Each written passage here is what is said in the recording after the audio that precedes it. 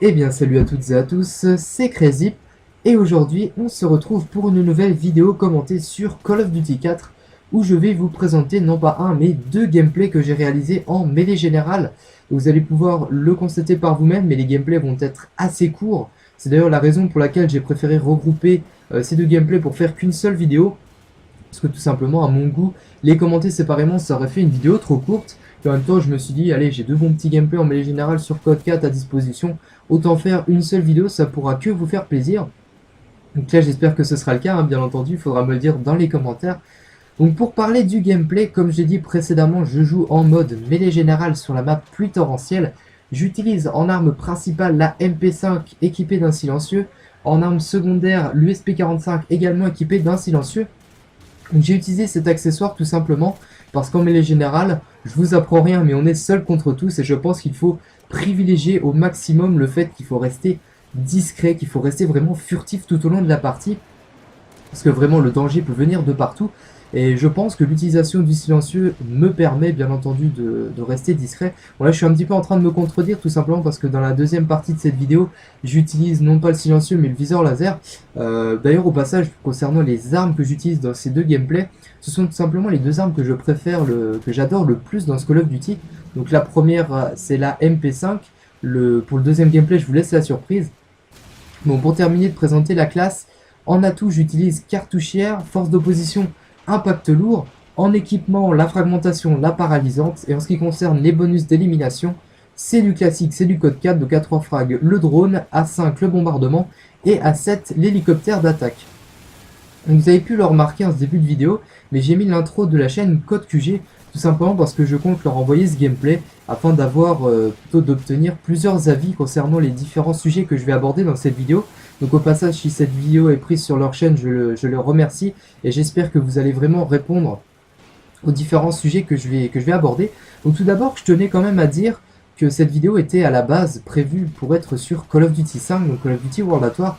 Ce qui va m'amener vraiment au premier sujet. Bon, je suis désolé, je vais pas forcément parler beaucoup de Code 4, tout simplement parce que c'est un jeu que j'ai depuis très peu de temps. Hein. J'ai pas beaucoup joué sur ce mode multi. Honte à moi, oui, je sais, tous les puristes de Code 4 vont me dire ça dans les commentaires.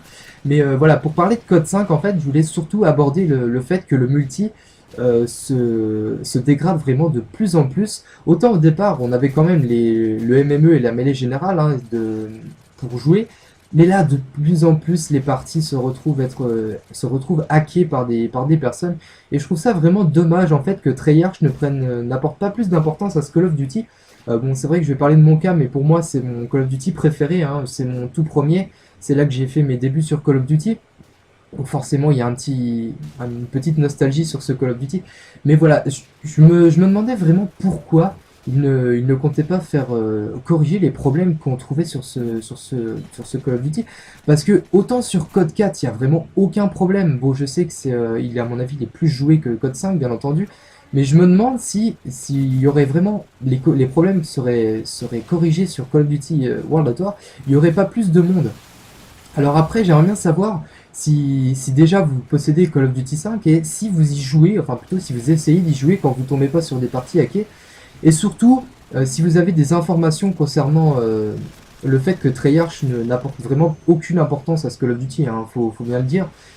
Personnellement, je pense que c'est on va dire un problème d'argent, même si le coût, à mon avis, que ça leur reviendrait pour corriger les problèmes serait vraiment moindre par rapport aux recettes qu'ils ont fait avec leur dernier jeu.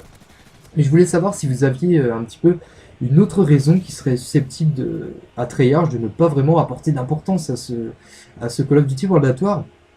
Bon après vraiment j'aimerais avoir différents avis. Bon pour fermer la parenthèse, le gameplay se termine sur un score de 25-1.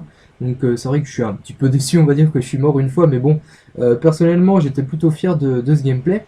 Et maintenant on va passer à la seconde partie de cette vidéo, qui se déroule cette fois-ci sur la map Assassinat, toujours en mode mêlée générale, et je vais utiliser mon arme coup de cœur de ce Call of Duty 4, le G3, que j'ai d'ailleurs équipé d'un viseur laser.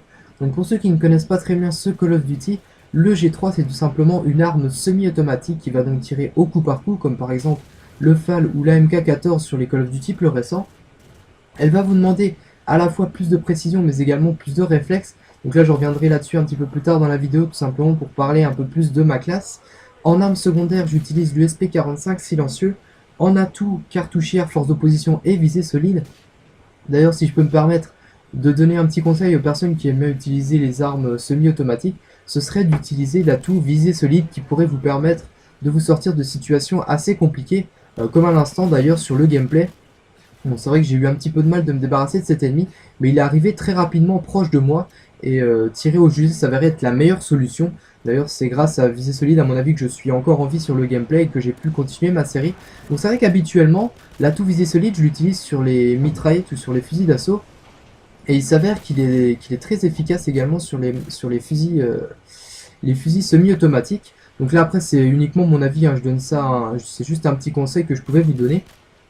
En équipement maintenant, pour continuer la présentation de ma classe, la fragmentation, la paralysante et les bonus d'élimination sont bien évidemment les mêmes que la partie précédente. Donc dans cette deuxième partie de vidéo, je voulais un petit peu vous poser une question, c'est est-ce que vous accordez de l'importance aux armes qui sont utilisées dans les gameplays que vous regardez? Donc j'entends par là, est-ce que vous préférez regarder un gameplay monstrueux où le score va être énorme, mais l'arme va être... Bah, en fait, l'exemple qui me vient en tête, c'est le FAMAS de Black Ops. C'est vrai qu'on voit pas mal de gameplay avec cette arme. Donc est-ce que vous préférez voir un gameplay monstrueux avec une arme, par exemple, comme le FAMAS, ou alors est-ce que vous préférez voir un bon gameplay avec un bon score, avec une arme un peu moins utilisée, qu'on voit moins sur les vidéos qui sont proposées sur YouTube? Donc là, c'est quelque chose, en fait, qui, moi, personnellement, j'accorde pas mal d'importance sur l'arme qui est utilisée dans le gameplay. J'entends par là, si par exemple le commentary va être impeccable, le gameplay va être bon, mais que l'arme va être, j'ai pas envie de dire original, mais on va dire que ça va être un petit peu du déjà vu, la vidéo pour moi il va manquer un petit plus qui va me faire vraiment adorer la vidéo de la personne. Bon après, c'est pas pour ça que je vais aller mettre un pouce rouge sur la vidéo, bien entendu, mais bon voilà. Enfin, j'aimerais bien avoir un petit peu votre avis, si pour vous, est-ce qu'un bon gameplay se doit d'être uniquement par le score ou avec l'arme qui est utilisée? Donc là au passage, j'ai pas parlé de ma chaîne dans cette vidéo, tout simplement parce que je sais très bien que c'est quelque chose qui vous énerve un petit peu dans les vidéos, je peux très bien le comprendre. Donc moi j'ai juste une petite chose à dire, c'est que si vous avez apprécié cette vidéo, bah, passez juste faire un petit tour sur notre chaîne et abonnez-vous uniquement si nos vidéos vous plaisent. Merci de laisser quand même votre avis sur la vidéo, qu'il soit bon ou pas bon. Sachant que si vous n'avez pas aimé cette vidéo, merci de me dire pourquoi, de telle manière à ce que je puisse m'améliorer et corriger les erreurs par la suite. Donc le deuxième gameplay se termine une nouvelle fois sur un score de 25-1. J'espère que cette vidéo vous aura plu, j'espère que CodeQG aura accepté cette vidéo, et puis moi je vous dis à la prochaine, ciao tout le monde.